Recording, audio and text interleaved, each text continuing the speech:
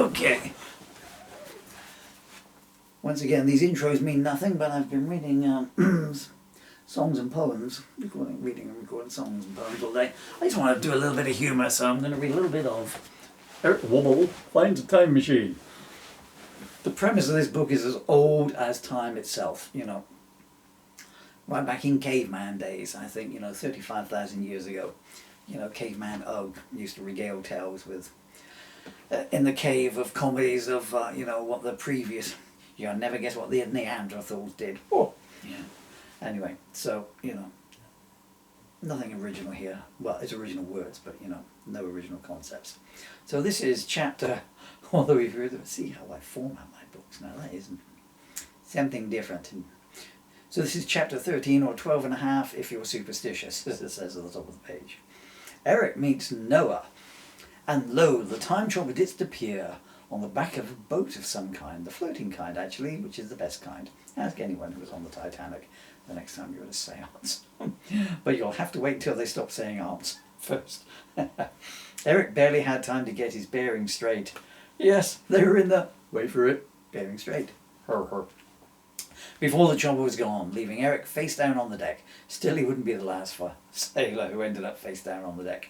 If nothing else, it's a good way to get more sailors in your boat. Stackable sailors, vacancies within. Leave your double entendres at the back door.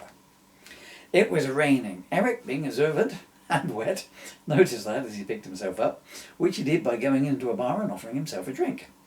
The boat was rocking terribly as he staggered his way to the side, where he looked out onto a vast empty ocean. Well, empty until Eric deposited his lunch upon it.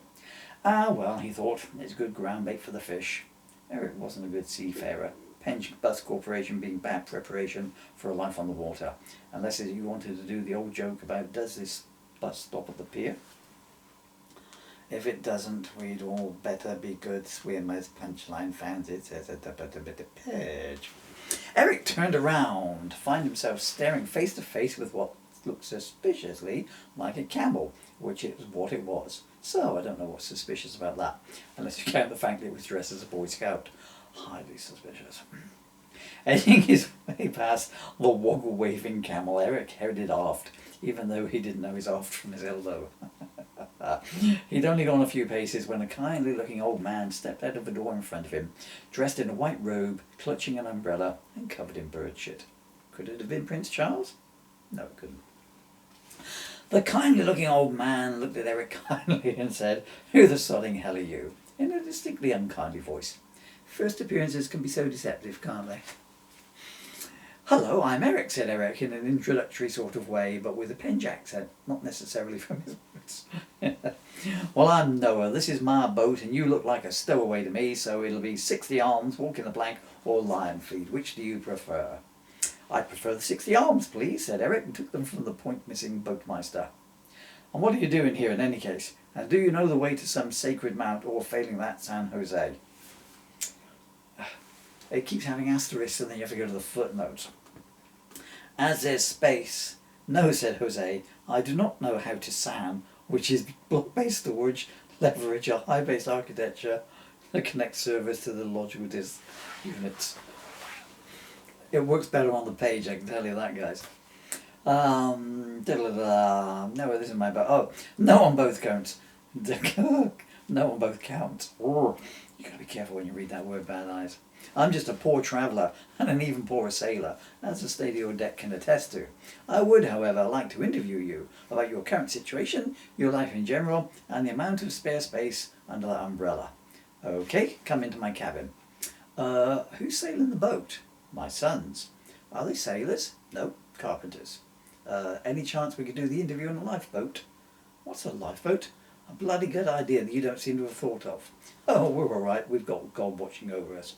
I hope he's got underwater vision." "Stop complaining, lad. What can be better than having the Lord on your side?"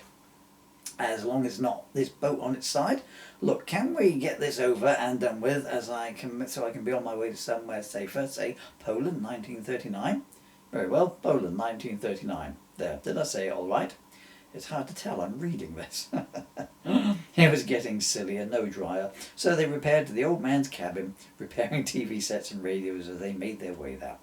Whilst getting there, they passed all manner of animals, birds, mammals, exotic fish and reptiles, but calling him uninterested, all Eric cared about was whether the bow doors were closed. Oh, and whether glue shit stained. Eventually, after what seemed like the time it took to move your eyes to the next page of a book,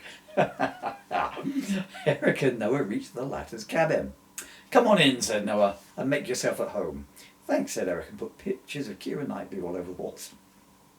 "Gad, I wouldn't mind two of them on board," gasped Noah, and was promptly Me Too'd by Eric, a lifelong feminist.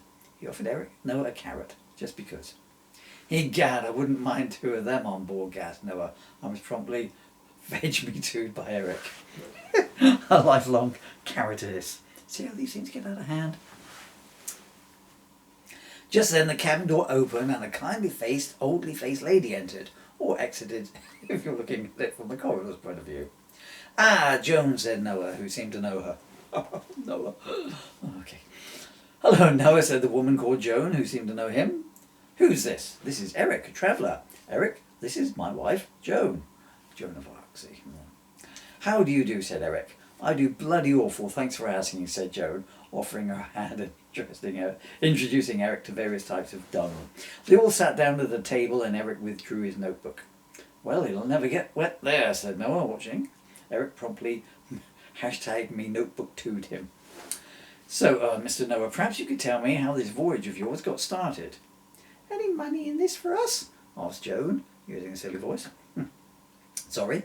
"Money. I hear that you journalists pay well for your stories, and we've got a lot of pets to feed." I can't do that voice.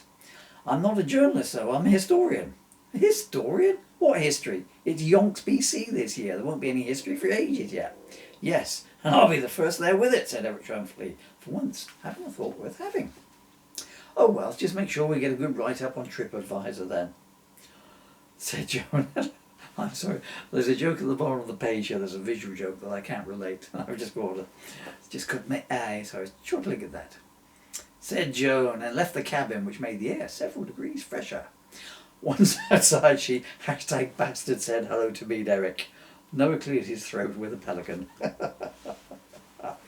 "Right, Eric, I'll be quick. I've got a lot to do, but it goes like this. So, I'm sitting at home one day, minding my own business, which was carpenting, wooden sheep as a decoy for wolves, foxes, and certainly moral shepherds, when the heavens suddenly parted right above my house, and the Lord looked down on me, as I suppose he does on everyone. I didn't take it personally, although I did wish I wasn't on the lavvy at the time. 'Noah,' says God to me. 'Yes, God,' I reply. 'Noah, it's going to rain,' he says. Bloody wonderful, I think to myself. Moses gets the 10 commandments, I get the fucking weather forecast. Anyway, it's not often that God speaks to you, even it is boring when he does. So I pretend to look interested. 'Noah, I want you to build a boat,' God continues. 'Why, you going on your holidays?' 'Nope,' he says. 'You are.' 'Terrific,' I say. 'I'm getting sent on my holidays right on my busy season, and just to rub it in, you tell me it's going to rain as well. The next thing you'll say is, "Noah, you're going to get dysentery."